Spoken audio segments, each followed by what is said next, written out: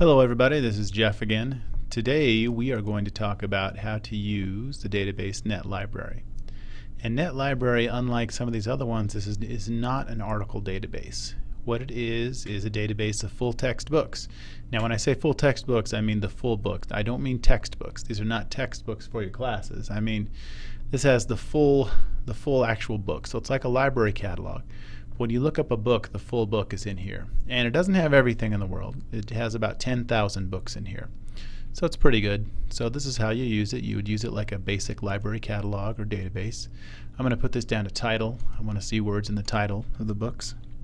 And I'll type in Colorado. Let's look at books they have with Colorado in the title. Okay?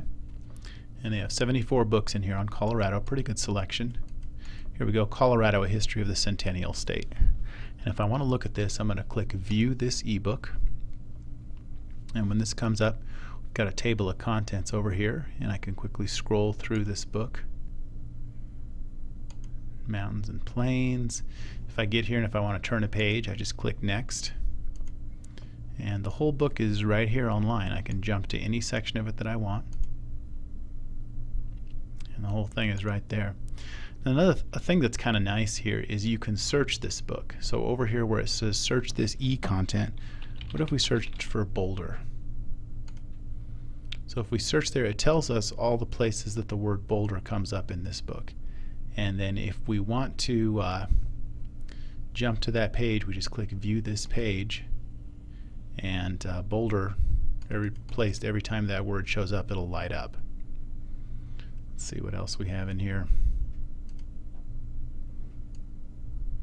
So I can pretty quickly, and there's a lot of instances of Boulder in there. And that's why we have all these pages and pages. So that would be a really quick way. If I was just looking for Boulder history, I could get that pretty much immediately there. Let's go home here. That's really pretty much how it works. It's a pretty easy database to use. Let's try something else here. Put in a title. You could also find like a classic book, like classic fiction, such as, or it has a lot of different things in it. Let's do Scarlet Letter. There's the Cliff Notes for the Scarlet Letter, and then here's the full text of the Scarlet Letter. You could view this. You could read the whole thing online if you want. Just jump through it here, or you could do a search here. One of the characters' names is Hester. If we did a search for Hester, it's going to be all over the place. She's all over that book, so there's lots and lots of pages of her in there. I'm trying to remember some of the other characters. Her daughter's name is Pearl. There's all the pages that Pearl shows up on. You could jump to that page. Her name's going to light up everywhere. Another character not mentioned as much, but still a major player, I think is Chillingworth. It's a cool name, huh? Especially for his character, who is kind of a chilling character in this book. And we could go to every place that and it's ranked right now probably by how many times he shows up on that page. We could change it to page order. So if I changed it to page order, we could change it to when does he first show up in this book. So he first shows up on page 39. I changed that from, first it was just ranking how many times he was on the page. This, if I wanted to see the first time that he shows up when we first get introduced to this guy.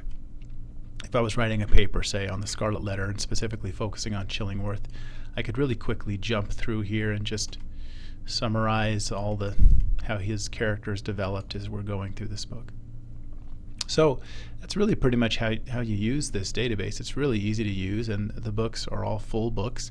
There's about 10,000 of them in here. It's not everything, but it's pretty neat.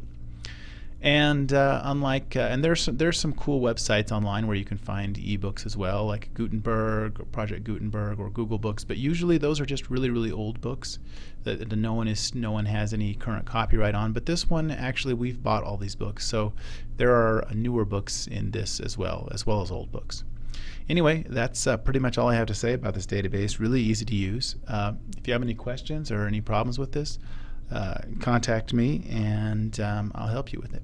Thanks a lot. This is Jeff signing off.